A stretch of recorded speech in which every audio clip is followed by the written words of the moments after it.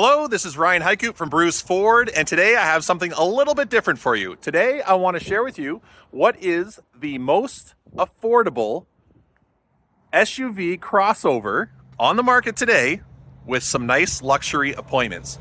So what is the best deal you can get on a comfortable SUV? Now, we all know there are a ton of options out there in the SUV, on the SUV market.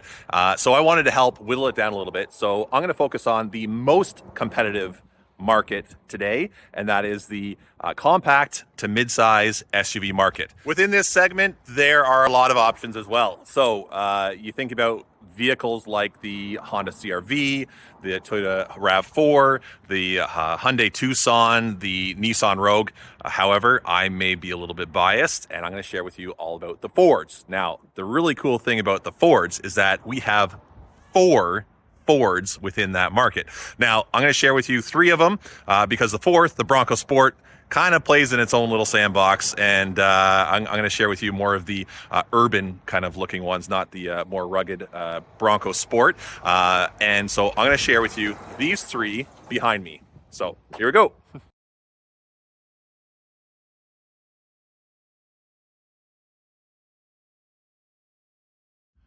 Choice is a beautiful thing, and what I love about Ford is that they give you options.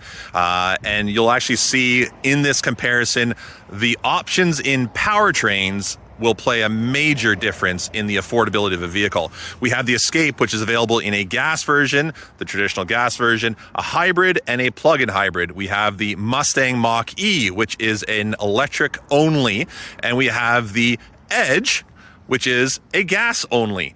So I'm going to compare all 3 of these and how affordable are each of these vehicles against each other.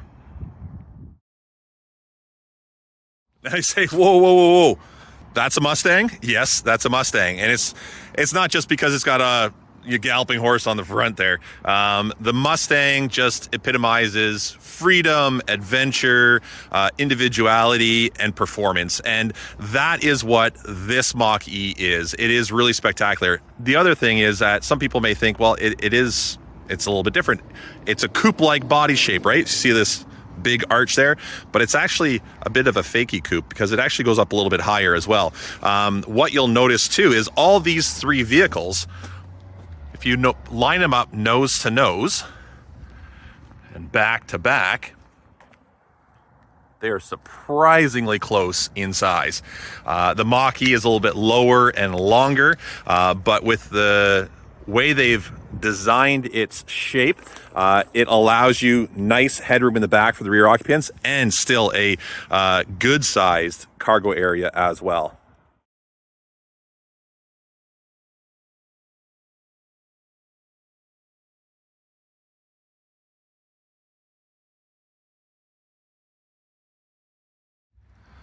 The clean, sculptured design of the Mach-E makes it feel and be much bigger than what it appears.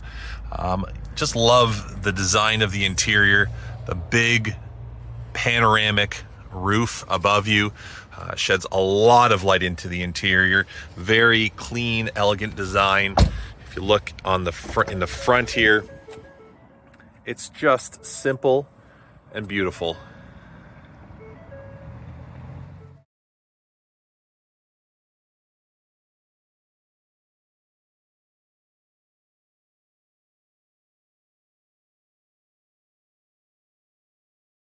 Now for cargo space, I wanted to show you this. I wanted to show you this large tote. This is a large 102-liter tote from Canadian Tire, and I want to show you how big or how it fits and how it looks in the back of each one of these vehicles. This is the Edge. This is the Mach-E.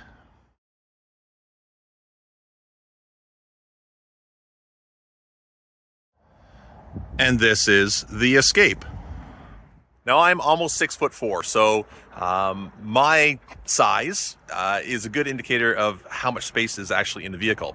What I like to do is I like to get into the front seat, make myself comfortable in the front seat, and then see how much space I have if there's another 6'4" guy sitting behind me. So here I am in the Edge. You can see that I've got headroom and I've got leg room. So in front, it's perfect.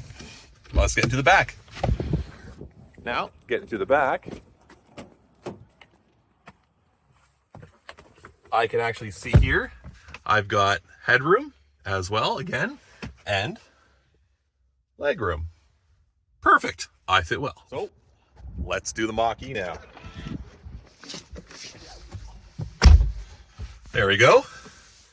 That's how I sit. Lots of headroom, leg room, very comfortable. That's the front. Now let's try the back.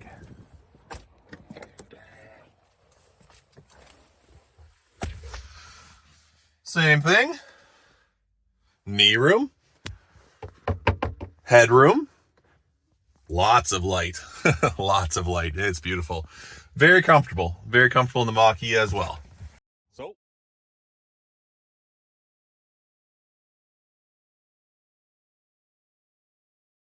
and now the Escape. Check this out. There we go. Headroom, leg room, comfortable in front.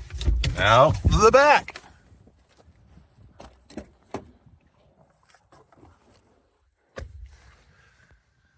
There you go. Knee room, headroom. As you can see, the space inside all three of these vehicles is very, very similar. Whether it be the front seat space, the rear space, headroom, knee room, leg room, they're all very, very similar. What we did see is that the Edge had a little bit more width. It felt a little bit wider inside, and of course, it had, I think, about 5 or 10 cubic feet more cargo space in the back, which you saw there with the comparison with the big bin in the back. So let's get back to what I was talking about in the beginning, luxury features. Each one of these vehicles, the Edge, Mach-E, and Escape, are available with nice luxury appointments. When most people think about luxury appointments, they think of something that looks and feels special, is comfortable, and uses advanced technologies in a vehicle that includes features like, say, the panoramic glass roof, voice-activated predictive navigation, 360-degree cameras, Ford Copilot 360, Assist 2.0, suite of intelligent autonomous functions. Basically, the cars have the ability to drive on their own with advanced features like Blue Cruise with fully hands-free driving, and things like heated seats, heated steering wheel, all-wheel drive. These are all nice luxury appointments. Sounds like a nice place to be in, doesn't it?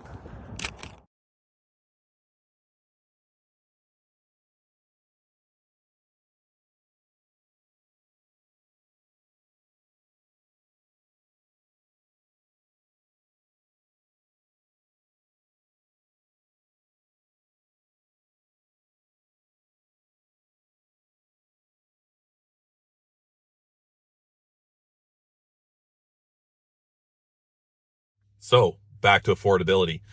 Some people may think that this Mach-E that I'm in right now, it's a $72,000 vehicle. How can it compete with an Escape or an Edge, which are all different price points? Well, there's a lot of factors within affordability. You have to consider the cost of ownership. So there's your payment on the vehicle, but then you have to consider the fuel you spend driving the vehicle, or the energy, the electricity used to charge the vehicle, or even insurance. Interestingly, all three of these vehicles are very similar in insurance. The electric is on average about $200 a year more than the gas-powered equivalents.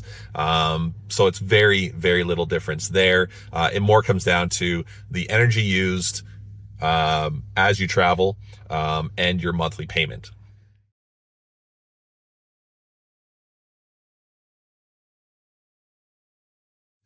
So what am I basing payments on? Well, I would recommend considering a lease. Leases can leave you with many different options, and it can be very affordable. A lease, especially if you're unsure about committing to an electric car, it's something new. I get it. You're unsure if it's going to be the right thing for you, for your lifestyle. Well, you can try it out for 2, 3, 4, 5 years, and then see if it actually does work for you, your family, your lifestyle, and then go from there. At the end of a lease, you have many options. You have more options than if you finance the vehicle or if you purchase the vehicle outright. So you have options. You have different built-in protections within a lease as well, which are nice.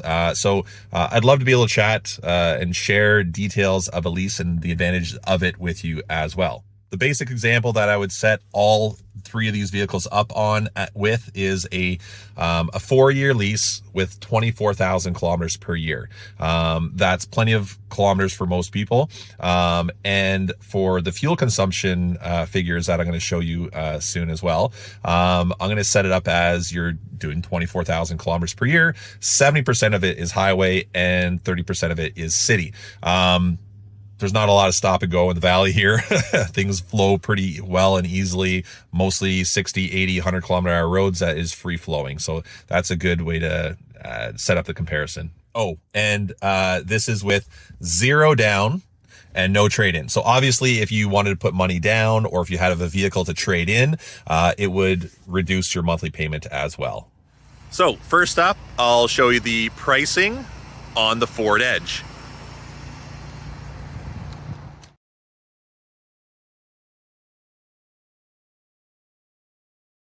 Next up is the Escape. Now, this is not the Escape that I'm going to be comparing. This here is an Active. It's more of the entry-level Escape. The Active looks fancier. Obviously, it's got different trim, different wheels. It sits differently. But I would compare it against the ST Elite all-wheel drive, the gas version. But there's also an ST Elite all-wheel drive hybrid version as well. I'll show you those numbers, and I'll show you some stock photography of what those vehicles look like as well.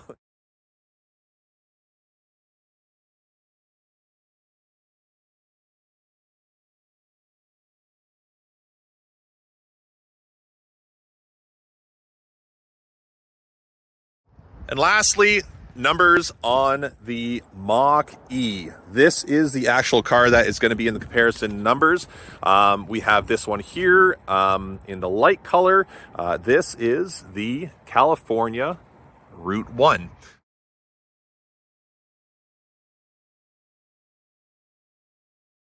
Well, are you surprised?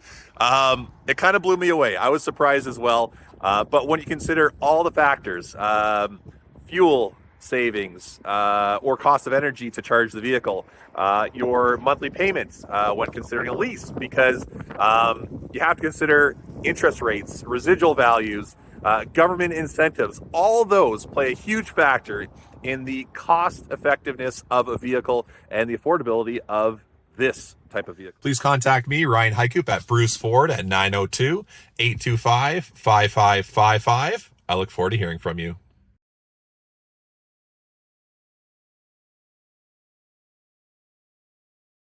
Honestly, I still can't believe that this vehicle is the most cost-effective vehicle in the bunch. I was blown away by those numbers.